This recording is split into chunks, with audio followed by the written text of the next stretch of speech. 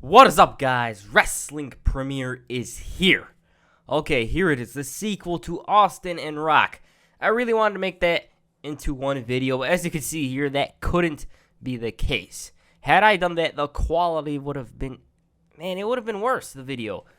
I would have forgotten some parts of it, I would have shortened it, and it just wouldn't have seemed natural, basically. That's what I'm trying to say. Because in these videos, I try to give you the details onto how this feud began, what they had to say to each other, how the matches were, all that stuff.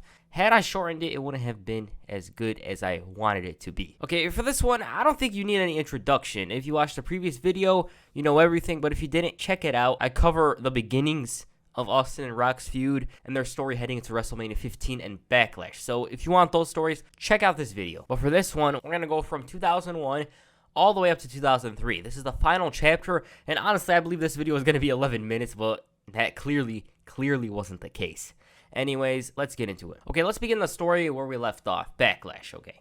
Following Backlash, both men went their separate ways. The Rock turned into a mega babyface, and he was second to no one. Austin continued feuding for the WWF Championship against The Undertaker and Triple H. Both men crossed paths in October of 1999 when both men received a title match against Triple H at Survivor Series. That match had never happened, though, as Austin had to be treated for his neck injury. I do find it wrong of them to pop the buy rate with the match when they knew that Austin wasn't going to be around. In Austin's absence, The Rock became the biggest star in the entire WWF, and looking back on that year, I can say without a shadow of a doubt that WWF didn't struggle in Austin's absence. The Rock took that spot and he didn't fail. And many see 2000 as the WWF's best year ever. Now, in my opinion, I personally feel like The Rock surpassed Austin in a way as the buy rates didn't drop. And it's crazy to think that Austin wasn't exactly missed, as he was definitely missed by the fans. But it wasn't like things got worse without him. But when Austin returned, all that work The Rock did in his absence, well, it was gone. It seemed like Rock surpassed him, but that wasn't the case. Like Backlash 2000, the pop he received was just ridiculous. Unforgiven 2000, once again, awesome. And it was only a matter of time before these two were about to cross paths. Anyways, this iteration of their feud was teased for months. They faced off in multiple multi-man matches, but the match was finally set for WrestleMania 17 when Stone Cold Steve Austin won the Royal Rumble and The Rock captured the WWF Championship from Kurt Angle at No Way Out. And if you're wondering, yes, the fans were excited. The moment those two finally came face to face inside Hell in a Cell, they were going crazy on SmackDown 2 on Raw's War. And what about the Royal Rumble? I mean, there was definitely interest there. As for how this one wins, well, here it is. On the February 26, 2001 episode of Raw's War, Stone Cold Steve Austin congratulated the new WWF champion, The Rock. He congratulated the Great One on his title victory, but he had advice for the champ. As long as he's going to WrestleMania, he just wanted him to stay healthy. That's it. Austin was about to leave when The Rock stopped him there. They had a silent yet electric confrontation for a moment before The Rock said he appreciates Austin's advice, and he then gave advice for the Texas Rattlesnake himself. The advice? It was, get ready. He then did his catchphrase, if you smell what The Rock is cooking, before leaving. The situation, it was going to explode any minute. At the end of the night, Rock challenged for the Hardcore Championship, which in itself is crazy to think about. Many guys on the roster fought one another during that match, and Big Show retained the title by literally planting S.A. Rios on the wall, and then he threw him into the trash. In the ring, The Rock was being punched. He fought back, though, and just as he got momentum on his side, Angle locked him in the ankle lock. Austin ran down there and hit the stunner on the heels. Rock teased the rock bottom, but he never got the chance to execute it because Albert tried to attack. Once again, I gotta mention, the crowd truly into it. On the following episode of Raw, though, things were even more dramatic. Vince tried to bring Deborah into things, and he hired her as a manager. The Rock's manager. Yes, not Stone Cold Steve Austin, but The Rock. Austin was annoyed, he was irritated, but all was solved on SmackDown. This pairing was like something from Universe mode, like The Rock and Deborah. What's up with that? Austin knew that Vince was tricking him, he was playing games with them, and also, what is up with this? Anyways, Austin was holding Rock responsible for anything that happened to Deborah. The champion, though, didn't want to hear anyone giving him responsibilities. He did remind Austin, however, to get ready. Later that night, Kurt Angle decided to lock Deborah in the ankle lock. He had lost his title match due to disqualification, and Deborah got involved, and so that is why she was locked in the hold. Austin, though, quickly made the save. He did stun The Rock, though, making good on his promise. But logically, what was The Rock supposed to do? He was down, and he was out, and it wasn't he who chose Deborah to be his manager. It was Vince. This thing was already escalating, and WrestleMania was still 3 weeks away. On that week's SmackDown, JR interviewed Stone Cold Steve Austin before his no disqualification match against Kurt Angle. This interview and storyline was pretty eye-opening. You knew why and what this match meant to Stone Cold and his career. He was obsessed with becoming the WWF champion. It validated him. It meant that he was the very best guy in the entire company, and if he didn't have it, well, he was number 2. He cursed Vince over the Deborah decision, and he felt no remorse over stunning The Rock. As for the main event, The Rock got involved. He went after Kurt Angle, and it was so damn electric. He then went after Austin, and just as he had him, Kurt Angle got involved once again. Rock dealt with him, and just as he turned around, bam! Stunner. Rock flopped around like a fish, and Austin covered Kurt to win the match. So for Austin, it was 2 birds, 1 stone. He got to stun The Rock and win the match at the same time. The Rock, though, wanted to seek revenge on that week's Raw, but Austin's flight was delayed. When Austin arrived, the coach informed him of Rock's statements. It was riveting news for Austin. He was excited to go after the Great One. And at the end of the night, Austin and Rock cleared the ring, and at one point he did try to stun him, but Angle got involved. This time it ended up being The Rock who struck. He hit a rock bottom, and finally, he's got the upper hand. He was a man of his word. He was going to hit that rock bottom on that bald-headed SOB. On the March 22nd, 2001 episode of SmackDown, both men went face-to-face in a sit-down interview with Jim Ross. First of all, The Rock refused to team up with Austin later that night, and the first question JR asked was, what does the title mean to The Rock? Rocky believed it means you reach the top, and being WWF champion solidifies he's the absolute best. JR believed that Deborah being assigned as The Rock's manager has heightened this animosity between them. The champ said that he has no problem with Deborah, but the fact of the matter is, she isn't his responsibility, she isn't his wife, she's Austin's wife. Austin believed there was a conflict of interest, but he supports his wife and her aspirations. Austin, though, he straight up busted that door. He said that Rock's got the title, and he wants it, simply put. JR asked Stone Cold about his personal opinion towards The Rock, and he believed that Rock was a great person, a credit to the human race, but he couldn't give a damn about him. Rock himself believed they earned personal respect from one another, but personally, he just doesn't like Stone Cold Steve Austin. Austin then said that the belt to him meant that he's number 1, bottom line. He was also irritated over the fact that JR didn't ask him that question. He then asked Austin about his strategy heading into the match. Austin believed it was full speed ahead, and he's never wrestled an hour in his life, but he's willing to do it. JR asked Rock about his mindset towards the match, and his mindset, well, he's just got to beat Austin, simply put. Stone Cold didn't want Rock to be on defense, and he appreciates Austin's mentality towards him. They then went back and forth with insults using one another's t-shirts. Rock's conclusion was all of that stuff doesn't matter. The Rock in Austin at WrestleMania matters. He's going to give every drop of sweat, every drop of blood, every ounce of energy he has. Win, lose, or draw, Austin's going to get the absolute best of The Rock. As for Austin, he praised The Rock and bringing out the best in himself, and on April 1st, he needs to beat The Rock more than anything that he could ever imagine. More than anything the Great One can ever imagine. Austin then said that there could only be one WWF champion, and what's all said and done is going to be Stone Cold Steve Austin. Damn. Later that night, Austin came to The Rock's aid despite their animosity. Except he didn't. He teased going out there, but he opted to sit back and watch. Anyways, that interview is one of the best things I've ever watched from this era of WWF. They just laid out their mindset towards one another from a professional and a personal standpoint, and I just loved it. They had respect for one another, but it all comes down to WrestleMania. They had animosity towards one another from a professional standpoint, and yeah, that's it. Like, this match was really hyped. It was hyped. It was even bigger than the WrestleMania 15 and Backlash matches. It was bigger than all of them combined, as a matter of fact. On the final Raw before WrestleMania 17, both men were set to face the Brothers of Destruction in the main event. They promised not to strike each other during the match, but after it, well, all bets are off. They managed to win the match, but the first man to strike was The Rock. He hit the stunner on Stone Cold Steve Austin himself, sending a personal message. Deborah was shocked at this. The Rock himself then delivered a toast to his WrestleMania opponent. On the final SmackDown before WrestleMania, The Rock and Stone Cold faced off. Vince tried to do something about it, but Austin whacked him. The two went face-to-face, one-on-one, and you can feel the electricity. Austin addressed the incident from Monday and how The Rock completely disrespected him. Austin then asked for a damn beer and another beer. He handed it to Rock in a disrespectful way before toasting the hell out of him.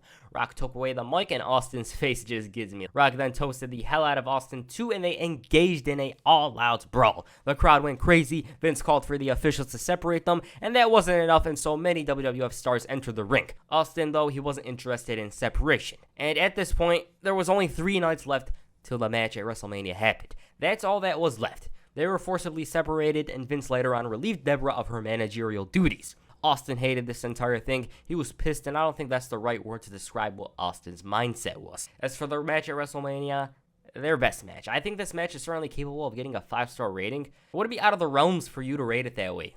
It was simply the ending to a legendary era. The damn promo for this thing sticks out the most. Like, how can one promo bring out the very picture-perfect look into this rivalry? I don't know. Limp Bizkit, freaking Limp Bizkit. This thing will take you on a ride to 2001. You just get that vibe, that early 2000s vibe. And it's probably the best promo, and for me, it's up there with WrestleMania 26 for sure. Before the match began, it was made no disqualification. Austin got cheered loudly in his home state. The Rock was booed, and Austin's return was building up to this match, the main event, and he was starting to get desperate.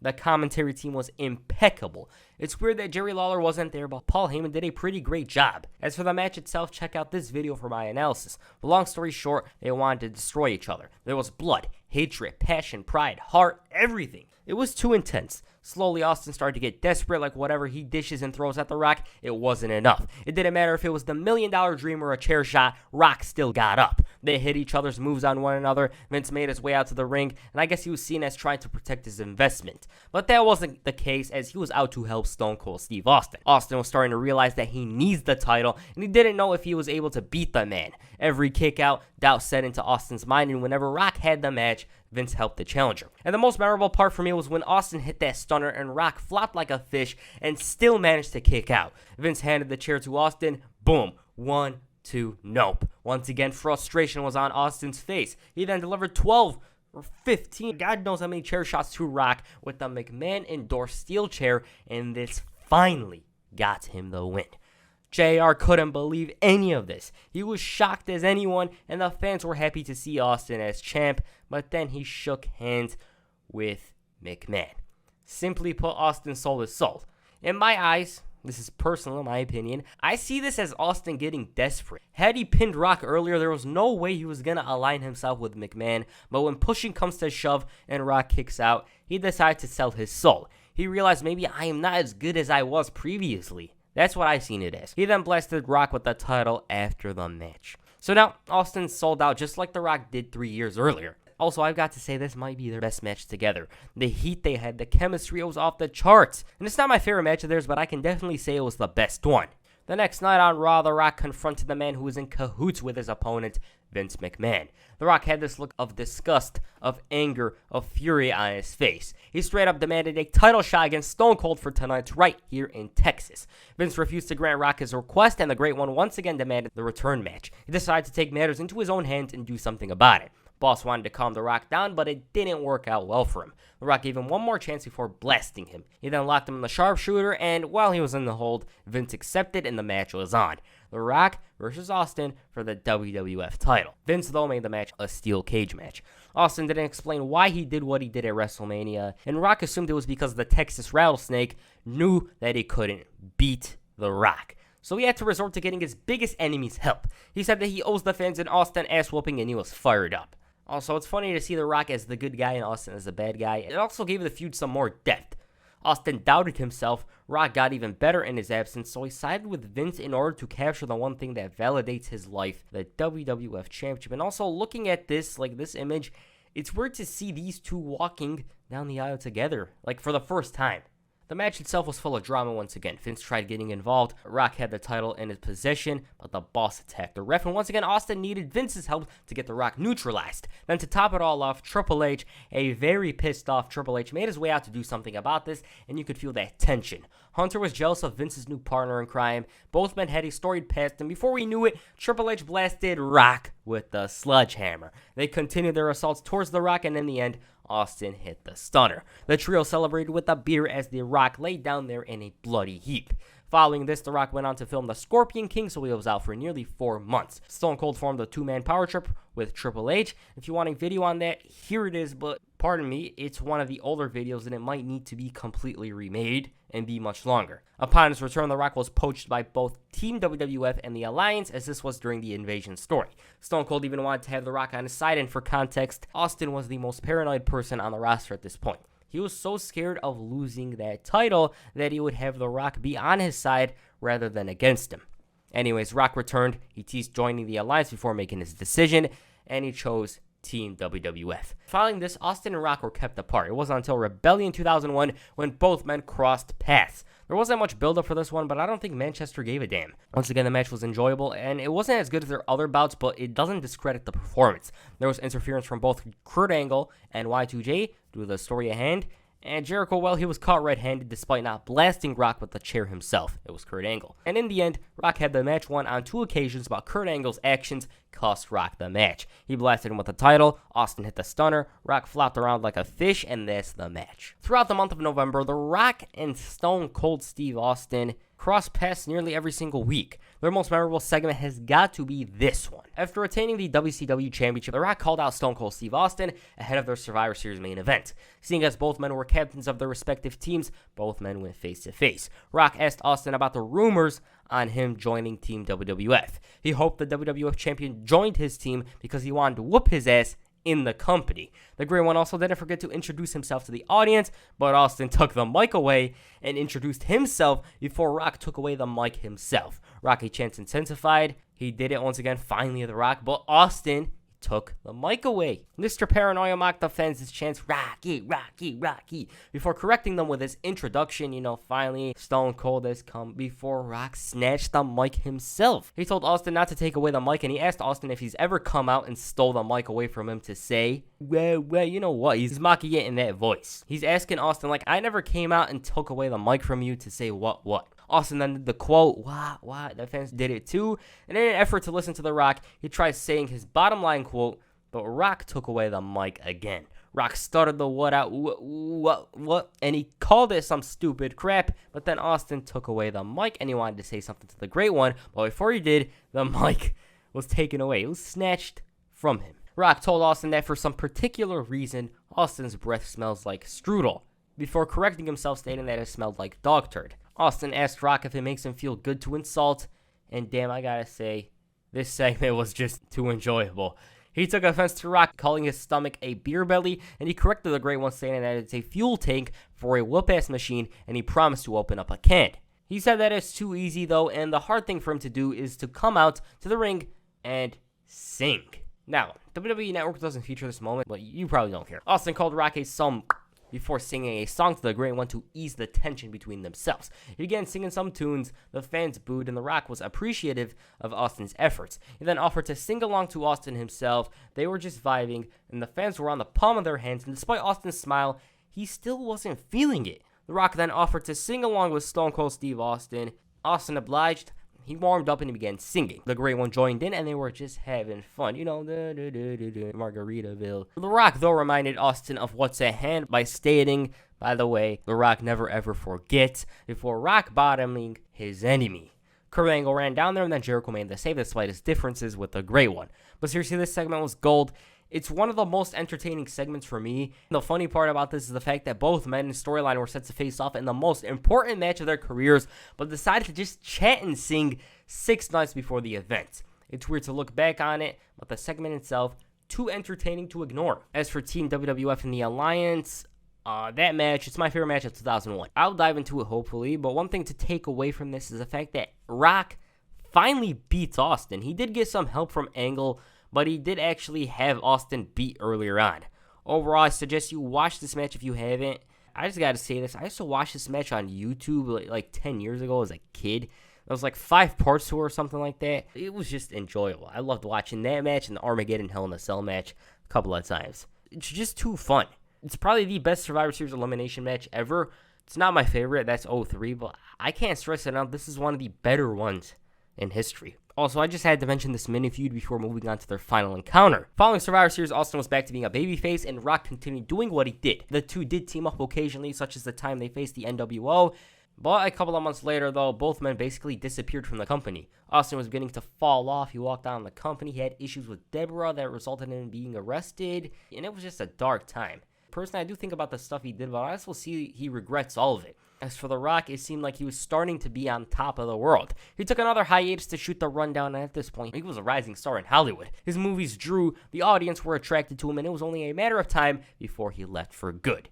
As for Austin, he worked on his issues with the WWE, and they came to terms. He was fined $250K upon his arrival, and finally, he was back. The Rock also returned and appeared on the Raw brand in February of 2003, and so Rockin' Austin 3 was here. At this point, Rock was a heel. He disowned the fans because they booed him at SummerSlam and because basically they realized that he's Hollywood. So he decided, you know what, screw you guys. You guys don't want me? Well, I don't want you either. The final edition of the feud kicked off on the March 3rd, 2003 episode of Raw. Stone Cold Steve Austin finally made his return to the show, and he had appeared at No Way Out a week earlier, but that's another story. The fans were certainly excited to see the Texas Rattlesnake on Raw. He thanked the fans, and it was just a simple gesture. He mentioned the events of June and how he was tired of sitting home and hearing the stories of how he took his ball and went home. And this time around, he brought with him a big fat can of whoop ass. He then guaranteed to raise more hell in this ring than he's ever did before. Then the Great One, The Rock, interrupted. Rocky Stuck's chants intensified and he splashed the water all over the place before he said that it's so good to see Austin. But he didn't understand why Austin thanked the fans. He then gave Austin words of wisdom and he told him that when he, Stone Cold Steve Austin, becomes successful, these people will turn on him just like that. And no, not signing autographs in Delaware famous, but movie star, Hollywood star famous. The fans were booing The Rock, and he replied telling them that it isn't his fault that they don't got enough class to live in Manhattan, because Raw was in Uniondale. The Rock then said that he's done everything except whip that bald candy ass at WrestleMania. He undermined Austin's star power in a hilarious manner, and so the ball was in Austin's court. Yes or no? Eric Bischoff, though, interrupted and he gave Rock some options. Face Booker T and win the right to face Triple H for the World Championship or Stone Cold Steve Austin at WrestleMania. 3-minute warning then came out and Austin easily dismantled them. Right after this, Austin bumped into The Rock and they were finally face to face. The crowd loudly chanted, "Austin, Austin," and Rock backed off before delivering a cheap shot that didn't work. Austin nearly hit the stunner, but Rock managed to run away. The next week, the Great One decided to turn down Bischoff's offer for the Booker T match. He just wanted to accomplish the one thing he's never done, and that's beat Austin at WrestleMania. It was disturbing for The Rock. He beat Triple H, Hulk Hogan, The Undertaker, Kurt Angle. All those guys that were put in his way, he went through them. But Austin, well, it's different. It's like that one guy that always has the other team's number.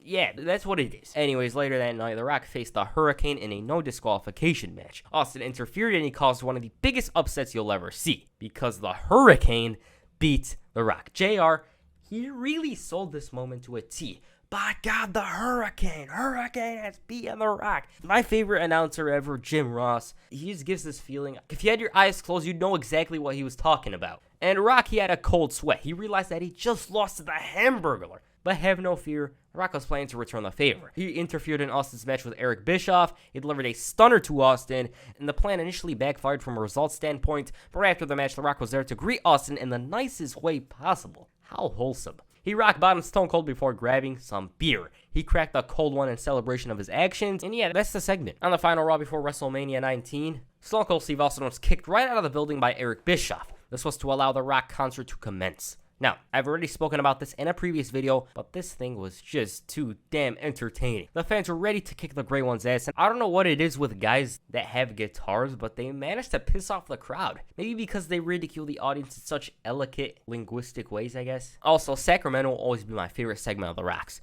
The best part about Sacramento is that in an hour and a half, The Rock's gonna leave Sacramento, the Lakers gonna beat the Kings in May, a bunch of stuff there. Austin had to pull up the window in order to cover himself from the camera because he was laughing his ass off. Also, if you want more on this segment and this entire Hollywood Rock run, check out this video. The feud itself, this is kind of different from that one, although it's kind of the same at the same time. And yeah, I certainly love that video. It's in my top 10 or top 5 videos I've ever made. Anyways, Austin eventually entered the arena in a pickup truck. Except it wasn't Austin in the vehicle, it was the Hamburglar. After the Hamburglar was arrested, Stone Cold from out of nowhere appeared and he whooped The Rock's candy ass. He managed to run away, but Rock left his Willie Nelson signed guitar in the ring. Since The Rock was chicken, Austin smashed it, and it was like a scene from a horror movie. Okay, so now the stage is set. Rock versus Austin, Seattle, Washington, WrestleMania 19, March 30th, 2003. It just couldn't get any better than that. The story, although the build-up may have been a bit funny, was that The Rock was focused. He was hell-bent on beating Austin, and it didn't matter if he was a successful Hollywood star. He had to beat Stone Cold Steve Austin. He's never done it, but now he's got the chance to do it once again. And like his interview before the match, it was his destiny. He said that this was the one thing that he hasn't done. It consumes him, and it means everything to him. But despite all the previous matches, all that matters is Act 3. That's what everyone cares about. The end. Also, the best quote had to be this. and I quote, "When Stone Cold Steve Austin goes one-on-one with a jabroni beating, pie-eating, not afraid to sweat, not afraid to bleed, gonna beat that bald-headed bastard guaranteed." Damn, he was focused. Act 3 was in his mind. As for the match itself, the damn promo remains one of the most memorable things. This showed just how much it bothered The Rock to have never beaten Austin. Like JR said, it wasn't about titles, it wasn't about money, it was about who was the better man.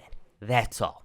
Also, I gotta mention the fact that Austin was hospitalized the previous night. Why was he hospitalized? He had an accelerated heart rate due to drinking loads of coffee and energy drinks. Also, I think Austin himself knew it was his last match because of the fact that he had OMR, one more round stitched on his vest. He had that neck injury thing that was annoying him. So yeah, it was basically the last match in his career.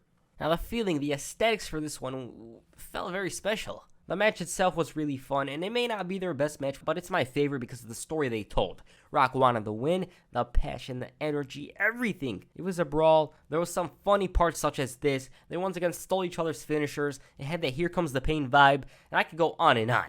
They were intense in their efforts to put down the opponent, and then they traded finishers in the final third, the fourth quarter of the match. It was awesome. Rock took off that jacket, and I seen it as a curse because every time he was trying to hit a move, Austin countered. Austin himself was resilient. JR and Jerry Lawler were 5 stars on commentary. Rock got serious. He hit the people's elbow, the rock bottom, but it wasn't enough. He measured Austin for another. He was determined to win it. He hit the second rock bottom, but Austin once again kicked out. It wasn't enough. And although Austin did kick out, Rock didn't doubt himself. He was ready to do this all day if he had to, and he measured Austin once again for the hat trick, and this time, it was so damn dramatic. It felt like a scene from a movie. He grabbed Austin, and he took a deep breath before hitting a third. Devastating rock bottom. 1, 2, 3. History has been made. Finally, The Rock. He's beaten Stone Cold Steve Austin for the first time in his career, and it happened at WrestleMania 19. He never did it before. Survivor Series doesn't really count because that wasn't even a singles match, but yeah. Rock finally beat Austin. He said something to Austin before doing his celebratory pose. He didn't do anything dirty to get the win. He won fair and square. And yes, this is my favorite match of theirs. I take it over WrestleMania 17. It was Stone Cold's final match. Rock finally wins. And I can't say anything bad about it. You lost yourself in the match, especially the moment Rock got serious towards the end. He realized Act 3 was the most important and he refused to screw up. Even when Austin kicked out, Rock paced around in a composed state. He was patient in his effort to finally beat Austin, and he finally did it. His work paid off. That's why it's my favorite. So yeah, that's the feud. Austin retired after this match. Rock went on to feud with Goldberg, and yeah, that's it. Overall, this feud was really awesome. From 1997 all the way to 2003, these guys put on so many entertaining matches and moments. I can't count the number of moments these two had on my fingers. Like, the bridge thing, that's my favorite one, probably. Rock Go to Hell, that was hilarious. I love the Rock concert. I loved how Austin tore down the Titantron. I loved WrestleMania 17 itself, the story there. Everything. I can't say anything bad about this feud because it was so well done. Every time these two met, it didn't really feel stale because the crowd was really into it. If it happened nowadays, maybe people would say it's stale. I don't know, but still. From this perspective, I say it was the best damn thing to happen from that era of WWE. Yeah, these guys, they had the picture-perfect ending. Rock finally got that victory. Austin rode off into the sunset. Yeah, you can't ask for something better than that. Overall, my favorite segment over there was the bridge thing. My favorite match was WrestleMania 19, as the story they told that night was impeccable. That's your first video. Make sure you hit a Stone Cold Star on the like button, and perhaps the rock bottom on the subscribe button. Peace, I'm out.